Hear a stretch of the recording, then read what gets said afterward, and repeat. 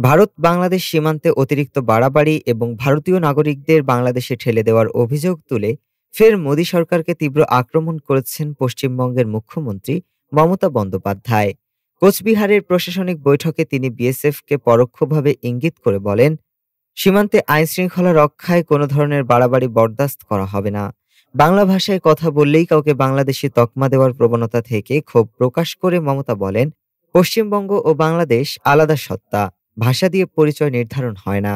বিজেপির বিরুদ্ধে ভারতের ইতিহাস, সাংবিধানিক মূল্যবোধ ও বাংলার মনীষীদের প্রতি অসম্মানের অভিযোগও তোলেন তিনি। মন্তব্য করেন, স্বাধীনতা আন্দোলনে বাংলার অবদান বোঝে না বিজেপি। ক্ষুদিরাম, রামমোহন, বিদ্যাসাগর সহ অসংখ্য মনীষীকে অপমান করা হয়েছে। বিদ্যাসাগরের মূর্তি ভাঙার ঘটনাও স্মরণ করিয়ে দেন তিনি। আইন শৃঙ্খলা ইস্যুতেও কেন্দ্রকে আক্রমণ করেন মমতা। অভিযোগ করেন, অন্য রাজ্যের নিরাপত্তা সংস্থাগুলো নিয়ম না মেনে বাংলায় গ্রেফতারের চেষ্টা করছে, যা তিনি বরদাস্ত করবেন না। পুলিশকে রাতের টহল বাড়ানোর নির্দেশ দেন এবং ভোটের তালিকা সংশোধনে কড়াকড়ির তাগিদ দেন। বক্তব্যের শেষাংশে মমতা দাবি করেন, বিজেপি কেন্দ্রীয় এজেন্সিগুলোকে হাতের পুতুল বানিয়েছে এবং দেশের গণতন্ত্র হুমকির মুখে ফেলেছে। ডেস্ক রিপোর্ট, আজ বার্তা।